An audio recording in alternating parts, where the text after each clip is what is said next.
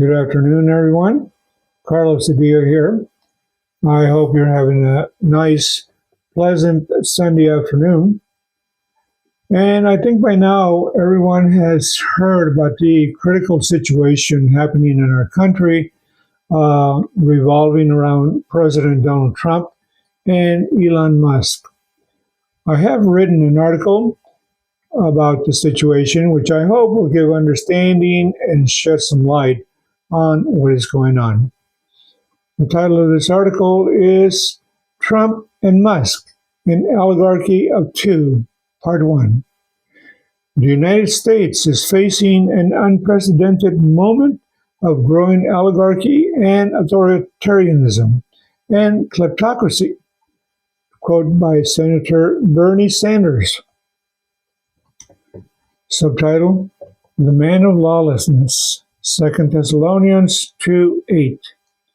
This duo has forged a partnership that threatens the very fabric of our democracy. President Trump, with his disregard for the rule of law, has systematically violated the Constitution, sidestepping checks and balances through his circumventing and bypassing Congress and appointing loyalists who serve more to his personal agenda than the nation's interest.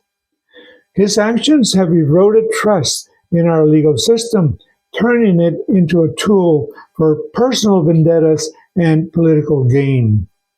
And now, through Elon Musk's new Doge, they are dismantling our agencies, shutting down the CIA, the DOJ, the USAID, etc. They're also targeting the IRS and Social Security.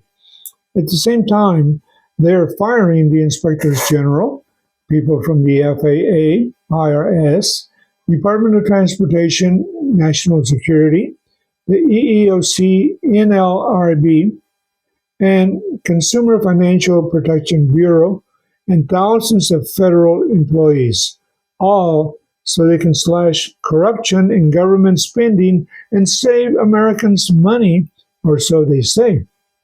But the slashing of Medicaid, the Department of Education, and all these others, all these firings are in effect allowing for larger tax cuts for the ultra-rich and large corporations.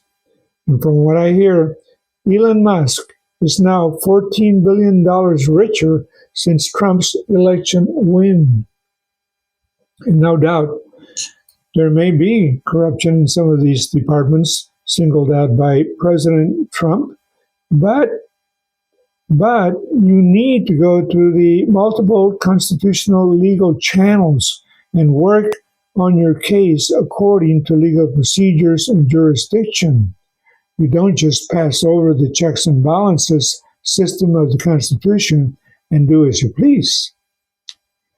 At present, there are several legal cases against President Trump, court orders from judges, and also legal issues up for review in the Supreme Court. But, sadly, this president believes he is above the law, and he does not feel he has to listen to or obey any legal action against him. And these official legal entities have no means to force him to obey.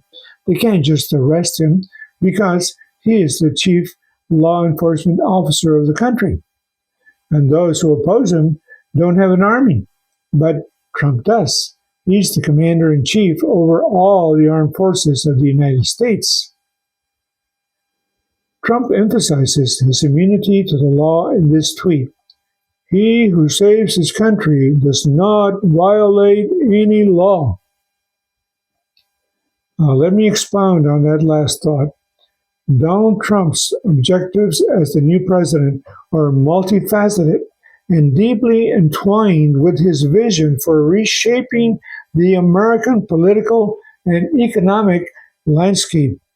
And in order to accomplish the successful revamping of the government structure and modus operandi, President Trump and Elon Musk had to make the initial changes with lightning speed before anyone knew what was going on, and it then being too late to stop them. This blitzkrieg approach allowed them to establish their framework of control, minimizing resistance and enabling rapid implementation of their policies. Thus, they enacted the unimaginable, a successful coup d'etat of the American government. What is the end goal here? Central to Trump's agenda is the consolidation of power and influence, in parentheses, a monarchy, which he accomplishes through the appointment of loyalists to key positions within the government. By bypassing traditional checks and balances, Trump aims to create a centralized authority that operates with minimal oversight, allowing for swift and decisive action in implementing his policies. So again, the quote here, what is the end goal here? The end goal of oligarchy is to make the richest people who are already phenomenally rich even richer. So how do you do that? You do that through massive tax breaks. And where do you get the money to provide trillions of dollars in tax breaks? You cut programs that working people need. This was a quote by Bernie Sanders, Senator Bernie Sanders. Subtitle, Elon Musk and his super teams, in parentheses, Doge team. Meanwhile, Elon Musk's influence extends beyond Silicon Valley, reaching into the very courts that once stood as pillars of justice. His financial clout and technological prowess have allowed him to sway legal outcomes, pushing for deregulations that favor his enterprises, and thus incrementally dismantling the safeguards put in place to ensure fairness and accountability. Through his through his Doge team, parentheses, composed of 19 to 24-year-olds, Elon Musk has managed to break into the most guarded computers to gain access to the critical Treasury payment system and other sensitive departments of government. Subtitle, A Critical Destabilization of the U.S. These forced intrusions into our economic, judicial, military, and political systems are causing a critical destabilization of our country. It's not just a drive to redefine governance, economics, and societal norms. Their agenda represents a strategic effort to erode the foundational structures of our current government, substituting them with a system that prioritizes their personal vision and interests. This is not the government of the people, by the people, and for the people. No, not when a billionaire like Musk gives $270 million to the presidential campaign to ensure Trump's victory. It's become a government of the rich, by the rich, and for the rich. Subtitle, Is God allowing these evils to happen to our country? I suppose there are people who think it's God allowing these evil things to come upon us as punishment for our bad, but I disagree with that. I think it's we who have opened the door for these nefarious events to come in and beset the American people and the country. And first of all, I don't think we're so much of a Christian country anymore. At present, it's naturalism that permeates our society. My online dictionary defines naturalism as the philosophical belief that everything arises from natural properties and causes, and supernatural or spiritual explanations are excluded or discounted. Subtitle: Is America drifting away from God? It is evident that America is drifting further and further away from belief in a supernatural God. The moral and ethical framework, once heavily influenced by Judeo-Christian values, is now shaped by a pluralistic and relativistic approach. The me culture and the personal fulfillment often sidelines communal worship and spiritual discipline. The impact of this shift is palpable. Traditional religious observances and holidays have been commercialized or replaced with secular alternatives. This estrangement from the supernatural God and His Son Jesus is not without consequences. You see, in the absence of a good guiding God, we begin to fall into the realm of human greed, lust, jealousy, addiction to the pride of life, and the lust of the flesh. These invisible ills come in many forms to our lives, and most of the time not easy to recognize. But they weaken the human spirit. They render us vulnerable to our spiritual enemy. Yes, we're in a state of spiritual war with an enemy we cannot see. For we wrestle not against flesh and blood, but against principalities, against powers, against the rulers of the darkness of this world, against spiritual wickedness in high places. Ephesians 6:12.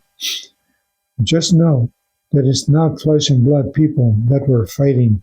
It's the malevolent spirits that are behind them, influencing them. Subtitle: The Antichrist and His False Prophet.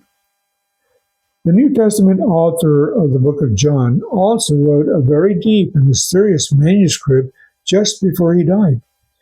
In this narrative, in parentheses, Revelation book, he mentions a dark personality so ghastly that he refers to him not as a human, but as a beast. This beast demands that all people worship him. His power is so complete that he becomes the supreme monarch, ruling over all the land and the people. And the script says, he shall honor the God of forces, in parentheses, AI, Daniel 11:38. And he will intend to change the times and the laws, in parentheses, Daniel 7:25. Then John saw another beast who exercised all the power of the first beast. This beast did great wonders, and he deceived all the people of the world. The first beast is referring to the Antichrist, and the second beast is referring to the prophet of the Antichrist. And he causes all people to worship the Antichrist and asks that an image of the Antichrist should be made. Subtitle: The image thing can speak. And interestingly enough, this image thing can speak. An AI, perhaps? So, am I inferring that Donald Trump is the Antichrist and that Elon Musk is the prophet of the Antichrist?